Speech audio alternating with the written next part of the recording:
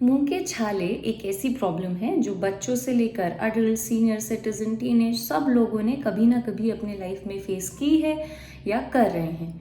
छाले जो होते हैं वो होते तो काफ़ी छोटे से हैं लेकिन काफ़ी ज़्यादा पेनफुल हो सकते हैं। कई बार आपको खाना खाने में, पानी पीने में या इवन नॉर्मल बातचीत करने में भी काफ़ी ज़्यादा दिक्कतदायक हो सकते हैं। कई बार लोग इसके लिए घरेलू नुस्खे आजमाते हैं, कई बार क्रीम्स लगाते हैं, जेल्स लगाई जाती हैं, टैबलेट्स खाई जाती हैं। फिर भी ये नोटिस किया गया है कि सब कुछ करने के बावजूद भी बार बार जो है अल्सर्स वापस आ रहे हैं। अब ये बार बार वापस आते हैं तो लोगों को एक और डर लगता है कि कहीं ये अल्सर्स इतनी बार वापस आ रहे हैं, कहीं ये किसी टाइप का कैंसर तो नहीं। क्या अल्सर्स इतने ज़्यादा डेडली है? क्या इनसे डरना चाहिए? अल्सर्स होते क्या हैं? इनका ट्रीटमेंट क्या है? क्या इनसे बचा जा सकता है? और किस स्टेज पर जाके ये काफ़ी ज़्यादा हार्मफुल हो सकते हैं? आज इस वीडियो में हम इन सब टॉपिक्स पे बात करेंगे। माउथ अल्सर्स होते क्या हैं? ये आपके मुंह के अंदर एक छोटा सा घाव होता है जो कि काफ़ी ज़्यादा दर्दनाक होता है। यूजुअली ये आपके गालों के अंदर, आपके जीभ के ऊपर या फिर आपके होठों के अंदर की साइड की जो बाजू है वहाँ पे, या फिर कई बार आपके गम्स पे भी नज़र आता है। यूजुअली माउथ अल्सर जो होता है वो वाइट, सफ़ेद या फिर पीले येलोइश कलर का होता है, जिसके आजू बाजू में एक रेड कलर का बॉर्डर या बाउंड्री बोल सकते हैं हमें नज़र आता है। जब ये 7 से 10 दिन के अंदर ठीक हो जाता है बिना किसी परमानेंट डैमेज के, तब इस अल्सर को नॉर्मल बोला जाता है। लेकिन कई बार ये अल्सर आपको बार बार रिपीटेडली आता है या फिर वो जल्दी ठीक भी नहीं होता, जल्दी से इसका घाव भरता नहीं है। ऐसे टाइम पे आपके बॉडी के अंदर किसी तरीके का गड़बड़ है, ये एक सिग्नल दे रहा होता है जिसे हमें बिल्कुल भी नज़रअंदाज नहीं करना चाहिए। स्ट्रेस और इम्यूनिटी का भी एक कनेक्शन होता है। कई बार जब आप स्ट्रेस में होते हैं तो वो डायरेक्टली इम्पैक्ट करता है आपकी इम्यूनिटी के ऊपर। आपने नोटिस किया होगा, अगर आपको किसी तरीके का टेंशन है, इमोशनल टेंशन है, या फिर आपको काम का स्ट्रेस हो रहा है, या आपकी नींद पूरी नहीं हो रही है, या फिर आपको एंजाइटी है, अगर आप ये सब इश्यूज फेस कर रहे हैं तो आपके बॉडी का जो डिफेंस सिस्टम है वो वीक हो जाता है। ऐसे में क्या होता है, आपके माउथ के अंदर की जो लाइनिंग होती है जब आप स्ट्रेस में होते हैं तो वो भी बहुत ईजीली डैमेज हो जाती है।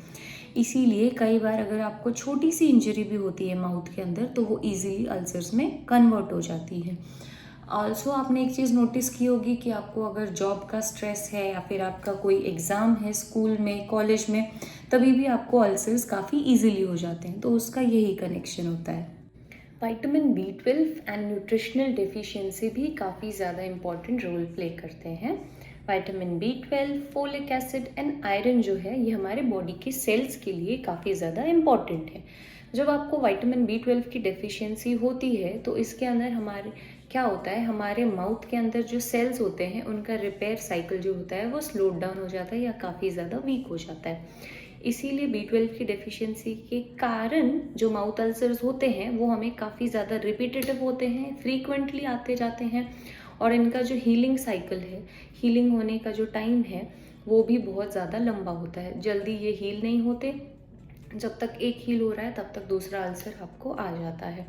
ऑल्सो जो वेजिटेरियन डाइट वाले लोग हैं उनमें क्या होता है, विटामिन B12 के नेचुरल सोर्सेज जो होते हैं उनमें B12 की जो क्वांटिटी होती है वो काफ़ी ज़्यादा लिमिटेड होती है, उनका इनटेक भी उसके वजह से लिमिटेड रहता है। इसीलिए ये लोग भी थोड़े से हायर रिस्क पे होते हैं for mouth ulcers. So what you should do, एक प्रॉपर ब्लड टेस्ट करना है, उसके अंदर B12 के लेवल्स चेक करने हैं एंड देन प्रॉपर सप्लीमेंटेशन लेना है। ओनली बाय दैट आपका माउथ अल्सर्स का फ्रीक्वेंसी जो है वो कम होगा। खुद से without any test, without knowing the real reason आपने मेडिकेशंस बिल्कुल भी नहीं लेने हैं। आप जो खाना खाते हैं और आपके कई हैबिट्स है, हो सकता है कि उन वजह से भी आपको माउथ अल्सर्स काफ़ी बार आए। अगर आप काफ़ी ज़्यादा स्पाइसी फूड खाते हैं, एसिडिक फूड खाते हैं या फिर मसालेदार खाते हैं तो हो सकता है उससे आपके माउथ के अंदर की जो लाइनिंग है वो इरिटेट हो रही हो, उस वजह से भी माउथ अल्सर्स हो सकते हैं। बहुत बार ऐसा होता है कि आपके टूथपेस्ट के अंदर या फिर माउथ वॉशेस के अंदर भी कुछ केमिकल्स प्रेजेंट होते हैं, जैसे कि सोडियम लॉरेल सल्फेट, ये सब भी माउथ अल्सर्स को ट्रिगर कर सकते हैं। अगर आप कुछ शार्प फूड आइटम्स खा रहे हैं जैसे कि चिप्स या नट्स, उनसे क्या हो सकता है, आपके माउथ में इंजरीज हो सकती है माइनर, जो कि अल्सर्स में कन्वर्ट हो सकती हैं। Your habits such as smoking, drinking alcohol, अगर आपको ये सब हैबिट्स है तो ये हैबिट्स भी आपके अल्सर्स को और ज़्यादा वर्सन कर सकती हैं और ज़्यादा एक्सट्रीम स्टेज पर ला सकती हैं। डेंटल के कुछ इश्यूज भी आपको अल्सर्स कॉज कर सकते हैं। अगर आपके दांतों के अंदर कोई फिलिंग है जो कि आधी ब्रोकन है, कोई दांत का शार्प एज है, या फिर आप डेंचर्स पहनते हैं रेगुलर बेसिस पे, तो हो सकता है बिकॉज ऑफ दैट आपको माइनर इंजरीज हो रही हों जिससे मुंह के अंदर बार बार अल्सर्स हो सकते हैं।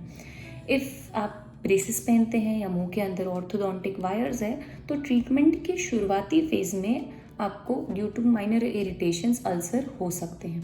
सो जब तक आप लोकल कॉज को हटाएंगे नहीं तब तक आपके अल्सर्स जो हैं वो बार बार रिपीटेटिवली आते ही रहेंगे। इसीलिए डेंटल एग्जामिनेशन करना भी बहुत ज़्यादा ज़रूरी होता है। माउथ अल्सर्स डेंजरस नहीं होते हैं, माउथ अल्सर्स काफ़ी कॉमन होते हैं, लेकिन अगर आपको ये बार बार आ रहे हैं तो इन्हें बिल्कुल भी नज़रअंदाज आपने नहीं करना चाहिए। सिर्फ माउथ अल्सर्स के जेल्स लगाकर या फिर विटामिन की टैबलेट्स खा के आप इनसे परमानेंट रिलीफ नहीं ले सकते हैं। आपके अल्सर्स का रूट कॉज क्या है ये जानना काफ़ी ज़्यादा ज़रूरी है और काफ़ी ज़्यादा इम्पॉर्टेंट है। अगर आपको वीडियो हेल्पफुल लगा हो, यूज़फुल लगा हो तो please do like it, subscribe to the channel and spread awareness. Bye.